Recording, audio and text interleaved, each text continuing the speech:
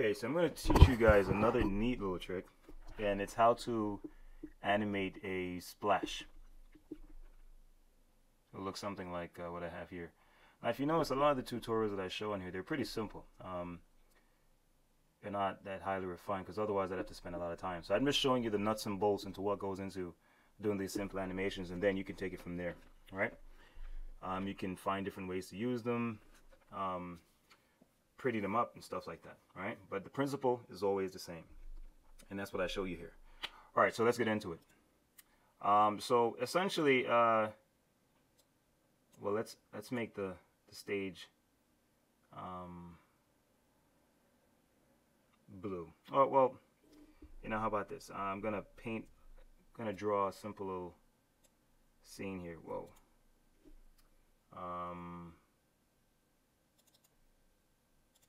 Gonna make this pretty quick. Solid line.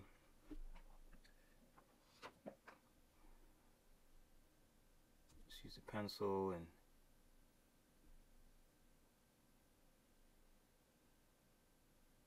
all right. It's gonna represent the water, and let's make that blue. Say deep blue. And then let's color the water. Alright, pretty simple. Now, well, let's make the sky like that. Alright, so basically I'm just gonna have like a rock or something, just you know, it goes splash, right? Pretty simple. Now, let's say we're going to begin at frame 10. Create a keyframe.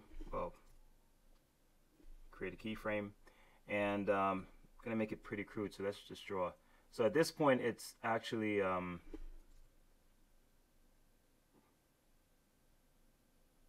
color it. So this is when it's actually bridging into the scene. All right, so we have a little rock like so.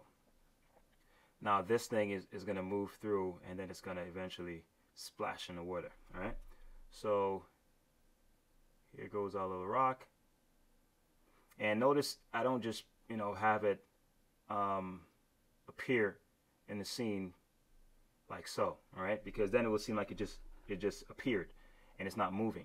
Whenever you want to make something moving, you always make sure it bridges like halfway, like so, and then it will appear as if it's moving. All right.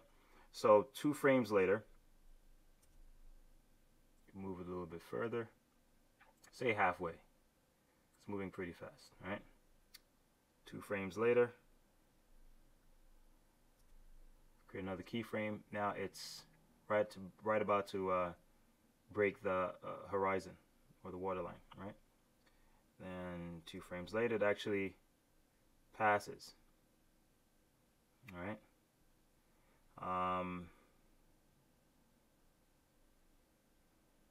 Create 2 frames later, another keyframe, and I'm gonna move it down a little bit. And at this point, it has bridged the water line. All right. So now it's actually penetrating the water. So make it look like that. So I'm going to make the water, change the size of the stroke, and let's make that, say, white. So it looks like so. All right. 2 frames later, now it's vanished. Right? It's not there anymore. So I'm going to use the onion skin tool so I can see. This is a pretty useful tool because it helps you to see where things are in the previous frames. So even if I delete this, see, I can still see what's there. So that way I can keep things in accurate position and they don't look like as if, you know, they're shifting around. All right, so say it makes a little splash like so. Have little sprinkles, water, you know, spraying around like that. All right.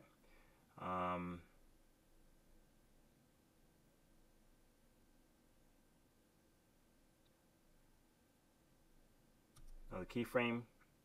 And then what happens here is now we see the first splash. So we can pretty much delete that, and we'll see a splash like so. So look like that. All right, and actually maybe we can extend it out a little bit. So like that. 2 frames later, we can delete that, and now we have so the splash is going down now, right? It's not as big as splash anymore.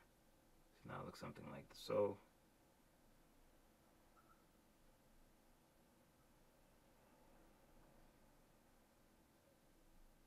All right. Then 2 frames later, you can delete that, and now that splash is actually got even smaller.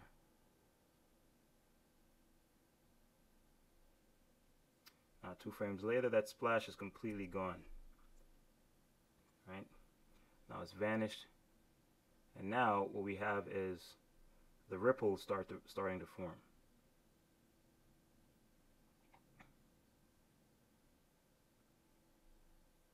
All right. 2 frames later, actually delete that, and what's going to happen is the sprinkles are going to start expanding out.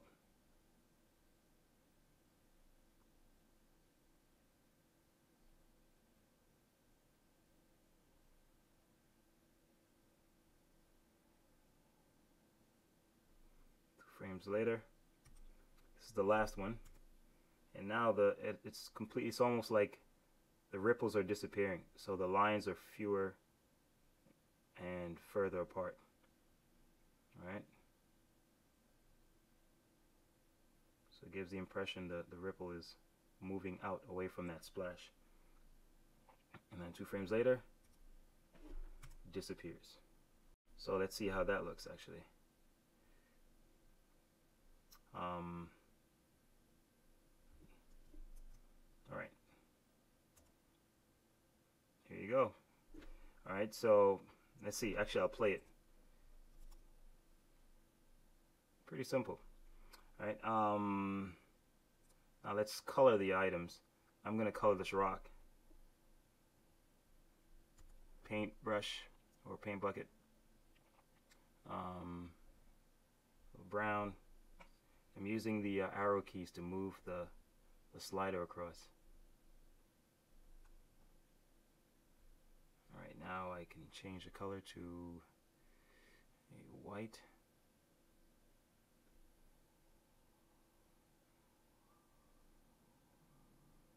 Or a light blue.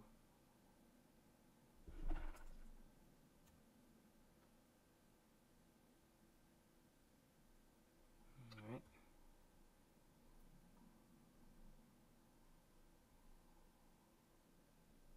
Now I'm just filling in these little splashes and stuff.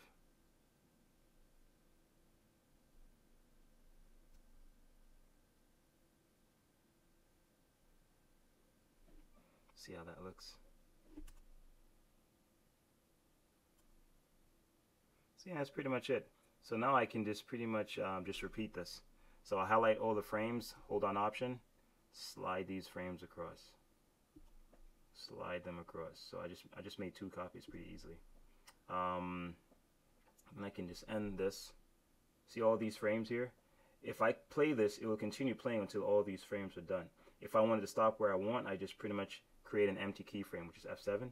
So the animation will stop here. So I want these all to be empty frames, so I just Shift F5, and that's it. At this point.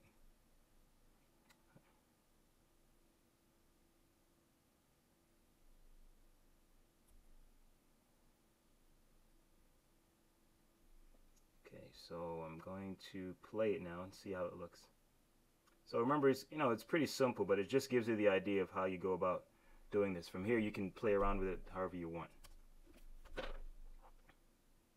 Yeah, that's pretty much it. Of course, you can make the ripples, stay longer. You can draw even more, so they appear to, you know, move away from the spot even further. You can have them spread upwards or down, you know, it's up to you. But this is just a basic idea of how you do it. So pretty much in terms of steps, step one is you have the object breach the screen. Second, it's like midway. Third, it's right before it passes the horizon line. Then it goes past it. Here it's partially submerged. Then here we see the first splash. And notice these two frames are pretty close, all right, because that action, you know, is pretty fast. Then the water is splashed up. Then now it's going down, okay? And then this goes on even further, and then we start going into the ripples. And I just have 3 ripples here. 1, 2, 3, and it vanishes.